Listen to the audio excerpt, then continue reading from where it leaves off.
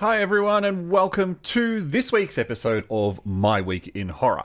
I have selected another 4 interesting movies. One of them is a viewer request. 3 of them are from 2022 and one of them is just a slight bit older. That's the viewer request. So without wasting any time for this episode, let's get straight into what we're going to talk about tonight. And it will be the Japanese horror thriller Karada Sagashi, also known as Remember. The Vietnamese zombie film Lost in Mekong Delta from 2022. We're finally adding a bit of smut to these episodes. We're going to look at Livescream from the Philippines, 2022. And it wouldn't be an episode of My Week in Horror without an Indonesian film. This is the viewer request for this episode. It's Impetigore from Indonesia, 2019. I think this is a solid lineup of good films and shit films. So let's get started with a good film. Yes, thanks, Dan. And the first movie we will look at tonight is a movie that I've been really looking out for since last year when the trailer first came out. It's called Karada Sagashi, or, now that Netflix have bought the rights to it and renamed it, Remember. It's also called Find My Body or Body Search. So before we check out what I thought of it, let's read the synopsis. 6 classmates at a high school find themselves in the school chapel at exactly midnight. A young girl clutching a soft toy and soaked in blood brutally murders them all. But they awake the following morning in a loop. They're repeating the same day. With the help of one of the classmates, they work out they are stuck in the body search game, where their task is to find all the body parts of a murdered girl and assemble them in a coffin located in the chapel. But if the little girl catches them and they all die before the task is complete, they need to do it all over again. Working together and developing a sense of friendship, they devise strategies on how to assemble the body and how to defeat the mutated red monster chasing them every night. Repeating day horror films. Happy Death Day comes to mind. I'm assuming that's the same for you. Trying to think of other ones. I know Groundhog Day comes to mind, but that's not a horror film. This one's based on a web novel that ran from 2011 to 2014 by some guy called Welsard, something like that. So I haven't read that. I don't know too much about this whole series. But the movie was good. I actually really liked the movie. Something that I was looking forward to was this movie, and I liked it. It was Japan's #1 highest grossing horror film of last year, beat Sadako DX by a comfortable margin, 8 million to 2 million. So, it is US dollars, that is. So it is a movie that is well worth watching, and it was probably always bound to come to Netflix based on the fact that it was popular. Also based on the fact that it had Hana Kashimoto, who was in that Netflix movie from a few months ago, Violence Action, which was really shit, by the way. And part of that was her fault. If you're looking for a full-on horror film, this is not the movie for you. This starts off as a horror thriller, and then about 40 minutes in, turns into like a teen drama, not a comedy, but definitely a teen drama, coming of age type movie. Then it turns into a mystery, and then it turns back to a horror thriller. So you kind of have to bear in mind that halfway through the movie, you get a genre shift, and it might not be a genre shift that you like. It starts kicking in J-pop music, it gets very sappy, we're getting to the friendship side of it, the relationship side of it. It all gets a little bit too teenagey towards that middle section, and this is a teen horror film, so I suppose we should come to expect that. But the movie has a lot of good stuff going for it. It starts off brutal. So the movie sets up some establishing shots that will repeat every day.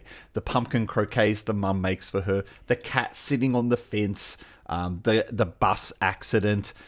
We know that these are the things that we need to look out for, or that the characters are looking out for each day to know, oh shit, we're repeating the same day. But once it hits midnight and they enter the chapel, they get brutally killed. Boom, boom, boom, boom, boom. All die. Next scene, they're all back at school the next day. Like, what the fuck's going on? That's cool.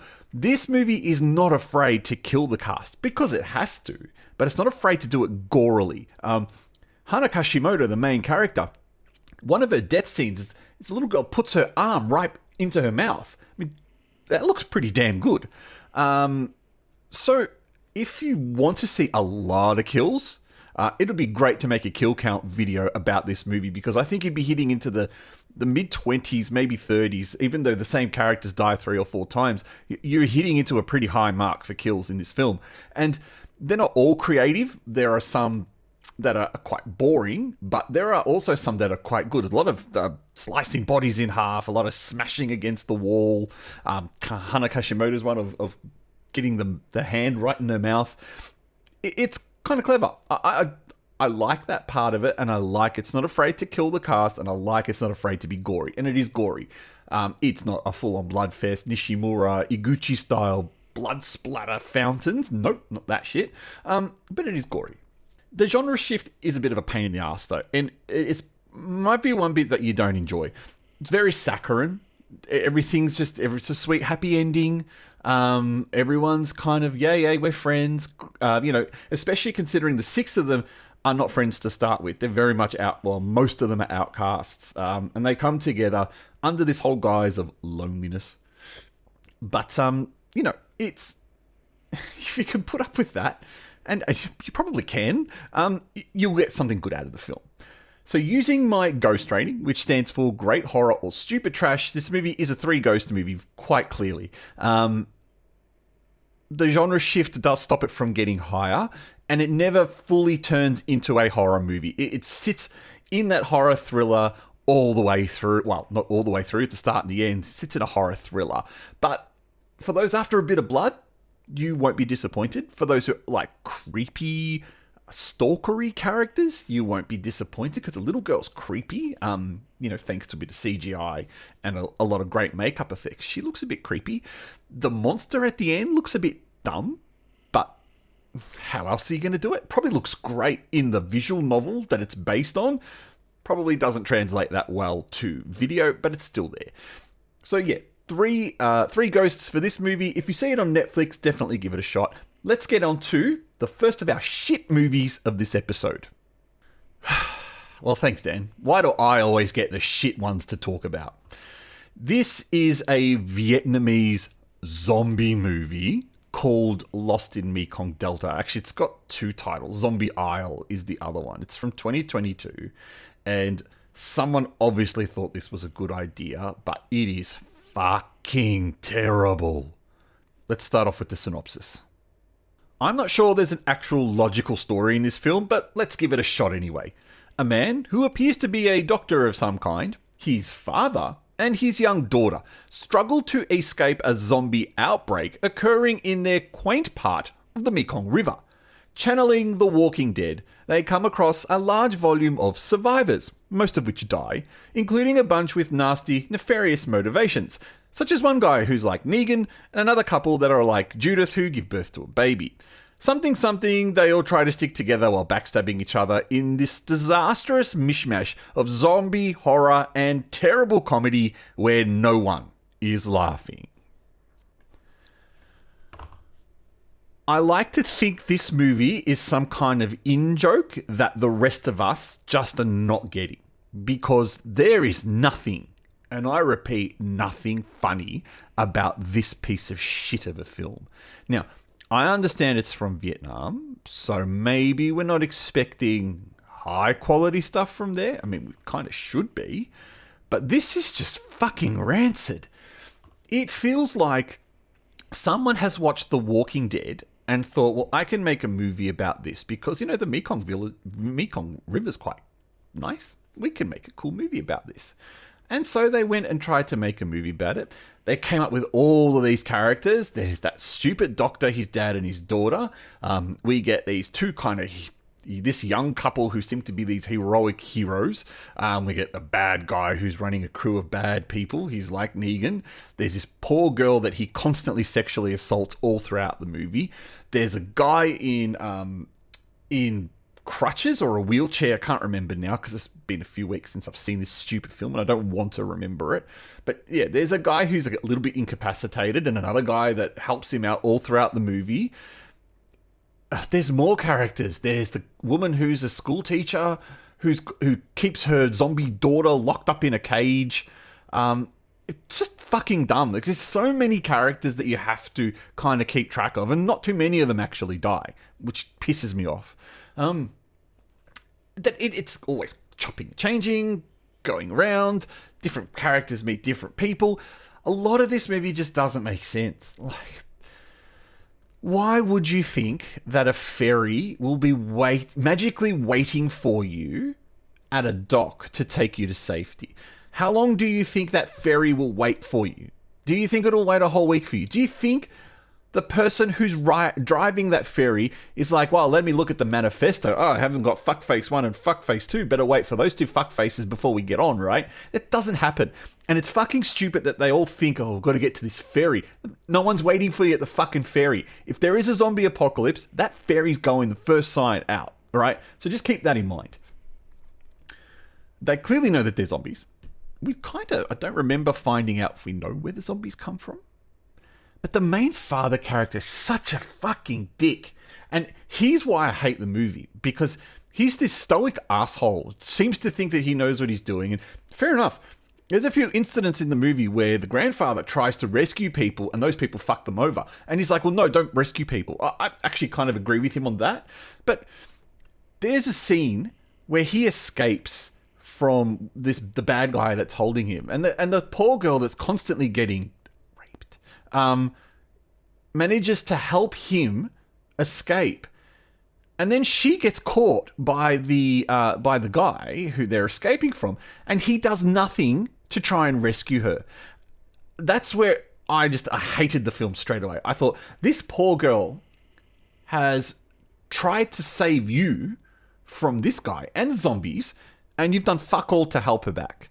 I lost it on that bit. That's where the movie just fucking lost its characters, were just awful.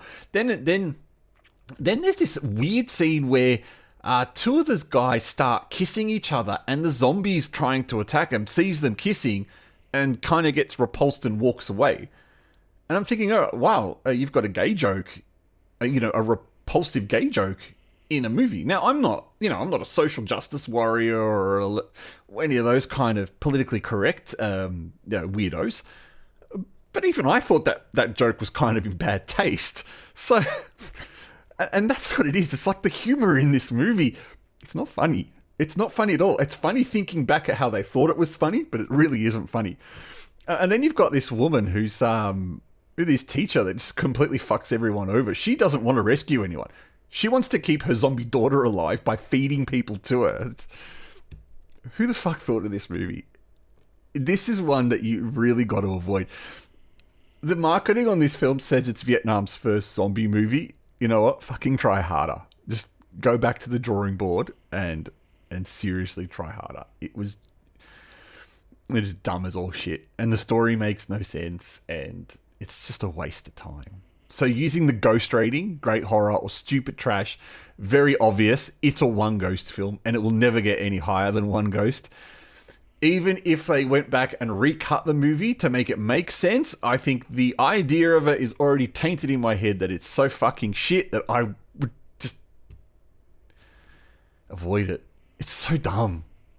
Now let's get on to the smutty horror film. Woo!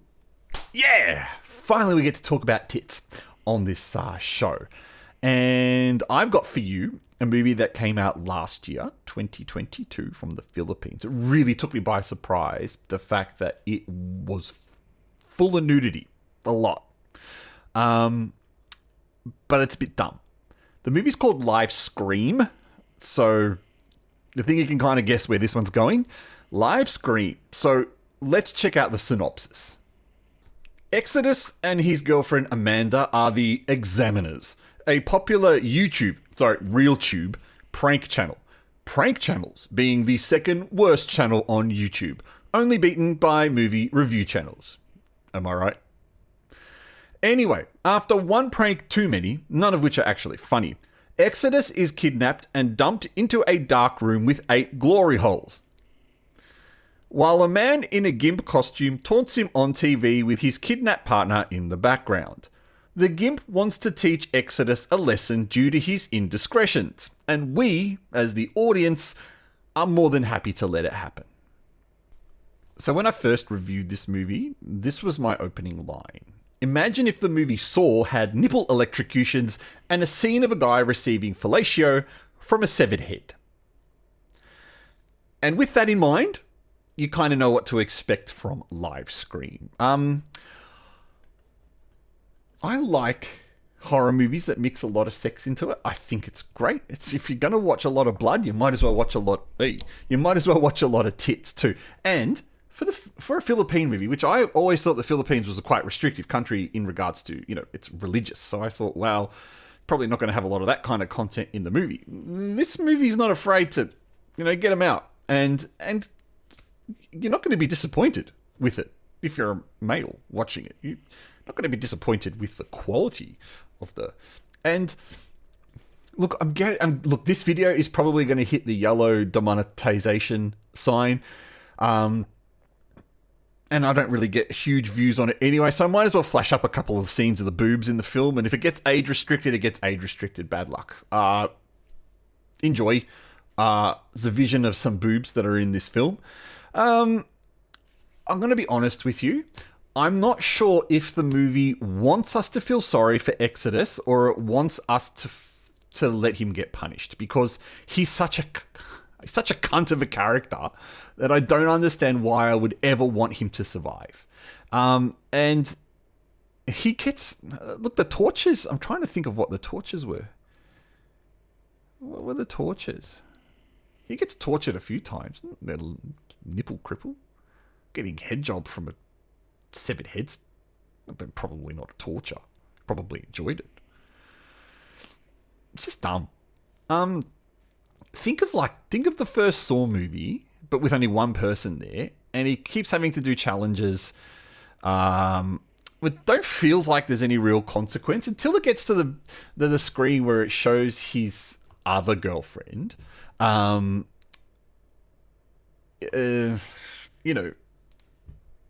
bad's going to happen to her. So this dude Exodus and this chick that he makes the show with, we see them fucking quite a few times throughout the film. At the same time, Exodus thinks that his girlfriend is stinky and smelly and ugly and too old, and he wants to start banging this new RealTube model. And so she also gets her boobs out and shows us the assets. And I actually had to look this actress up because I thought she was some kind of Filipino softcore porno actress. She's not. She's a mainstream actress, and now she's probably always going to have to flash her assets in all movies because no one's going to take her seriously after this film. It's just fucking dumb. Really, really dumb. I wrote in my review that I think there was trying to be shades of Audition or I Saw the Devil in the movie, but I don't think the gore is at that level. There is gore, but the gore is not at that level. But if you're curious about this film, if you're curious about Filipino tits and how the Filipinos would do horror, I mean, clearly from the name, it's about influencers and live streaming shows on the internet and that kind of horse shit. So, if this current trend of all this shit that's going on in horror movies about live streaming and influencers, if that kind of thing appeals to you, maybe give this movie a shot, but watch it for the tits instead. The shock value is just quite not there. It tries to set itself up as a whodunit kind of movie, and that doesn't work either. The acting's crap. It's really amateur. Really, really amateur. The language is offensive. It's really kind of vulgar in the way that they talk about the main guy talks about women. It's very vulgar, which makes you wonder, I want you to die. And of course he doesn't. So you think, well, that was a fucking waste of a movie. Anyway, you probably want to know what I thought of it. Ghost rating, great horror or stupid trash. I actually gave this 2 ghosts. And thinking back at it, probably because it had tits. And also because I've seen a lot of shit movies that I've given 1 ghost and no ghosts to, like Hompimpa and Lost on Mekong Delta. Thank you for that reference point. And also a lot of Chinese horror movies. And this movie is better than all of those. It's still shit, but the tits save it. So if you want to see a smutty horror film that's not from Hong Kong, not from Taiwan, not from Japan, and you're thinking Philippines, no way, give it a shot. Livescream from the Philippines. Now, on to our viewer request. Through the magic of post-editing, here is the comment that I received about this movie. And I was asked to have a look at Impetigore from Indonesia, 2019. Impetigore was a film that I was really looking forward to. It's because it's from a great director, Joko Anwar. We looked at one of Joko's movies in last episode, in Satan's Slaves 2. So he knows his shit. So let's check out what the synopsis is about. Maya, played by Tara Basro, who is featured in director Joko Anwar's previous films, and Dinny work the late shift in a toll booth. Their nights are spent gossiping and wondering who this mysterious man is who keeps stalking Maya. One night the man confronts Maya, trying to kill her. He knows who she is, he calls her by her name, but he ends up being shot by the police who comes to Maya's rescue. Leaving behind their jobs at the toll booth, the two friends try to create a new life for themselves where they start selling clothes at a market. Maya discovers a photo of her parents and a mysterious house from her auntie, and curiosity kicks in. She wants to know more, and it leads her to a small village. On arrival at the village, they notice an absence of any children. They look for the village chief, hoping to discuss the handover to the house, and discover that he is a talented puppet master who travels from different villages to entertain them. During their first night, a commotion runs through the village. One of the pregnant women is about to give birth, but then tragedy strikes, and the next day, the village is conducting a funeral. From then on, the two women become entrapped in the mysteries of the village as they discover Maya could be the key of ridding the village of its terrible curse. So this is another Indonesian village movie. Quite a popular genre, setting horror movies in villages, and I quite like it. I think they're great settings for films. And unlike a lot of other Indonesian and Malaysian horror movies that are set in villages, this one has a village that actually feels populated. It's a bigger village than normal, which means that there's a lot of people, a lot of creepy people in this one. I'm not a fan of Tara Basro. I don't know why. She's in Satan's Slaves, but I'm not a fan of her. I can't put my finger on it. But she does a great job in this film, and I think that's because Joko Anwar certainly knows how to get her to act well and get a good performance out of her, and he's really great at building up tension. And this film is another one where he slowly builds up everything. Lots of great horror shots, lots of long sweeping shots, different camera angles, great use of lighting. He's really good at this, and there's a lot of horror that's set through the day, which I've got full respect for horror movies that can actually set themselves during the day, because it's easy to hide stuff in the darkness. It's not so easy to hide stuff in the light. And kudos to anyone who tries that. However, as with all Anwar movies, there does tend to be an element of complexity to it that can get a little annoying. And in this film, it's that scene where the movie just kind of grinds to a halt and then has to explain everything to the audience. And this reminds me of the movie Silent Hill, when it happens in Silent Hill where the little girl just kind of stops the movie, sits Radha Mitchell's character down, and just tells her everything that's going on. And you just kind of feel a bit insulted. You're thinking, I can follow the movie. I don't need you to narrate it to me. Impetigore does that as well.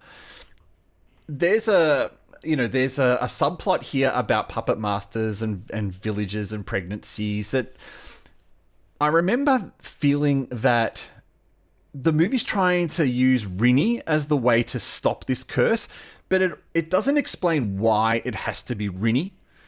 It could be anyone who can stop this curse. It doesn't necessarily have to be her. Maybe I missed it, and it has been 2 years since I've seen the film, and I remember I did enjoy it. But I just remember getting towards the end and thinking, whoa, you're really rushing this ending. Give it that extra 10 minutes. Take a bit of time and tell me really what's going on here. Some great flashback scenes in this movie. And I remember when this film came out, there was a lot of excitement because it was boobs. There was a set of tits in the movie. Like, okay, maybe for Indonesia that's exciting. And actually, coming to think of it, for Indonesia, that is exciting. So yeah, there is a set of boobs in it that, for some reason, if that's your thing and you need to see 20 seconds of it in a 100-minute movie, go ahead and give it a shot. If you really want boobs, watch Livescream. And that's it. It's a slow movie, and that's great. I don't mind slow movies. Satan's Slaves does the same thing. It builds up the tension, and that's what makes it such a great film. Just it needed a better ending. And it needed to tie everything together better. Also, I hated the fact that the ending implies that there is something still going on. And so whether Anwar will make a sequel to this, or whether it's implied that the curse can't be broken regardless of what you do, I just didn't think you needed that final scene that implied that the curse is still there.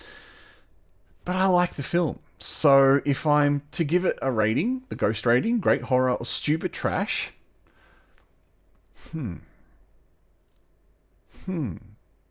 it doesn't deserve 4. Definitely doesn't deserve 4.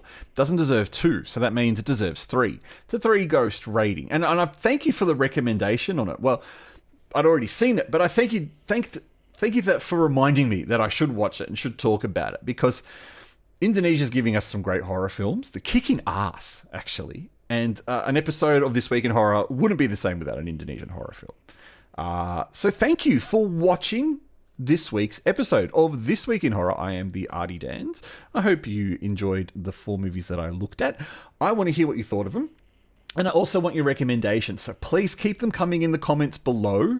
I'm trying to find some of the titles that you've suggested in the past. It's kind of not always that easy, but I will try and find them and look at them. If you liked the video, give it a thumbs up. If you haven't subscribed yet, but you think you want to, please consider doing that. You can go check out Asian Film Fans channel for more content, trailer reviews and stuff like that. Otherwise, I'm really happy that you're here. I'm glad that you've watched this video, and I will catch you next week for our next This Week in Horror. Thank you.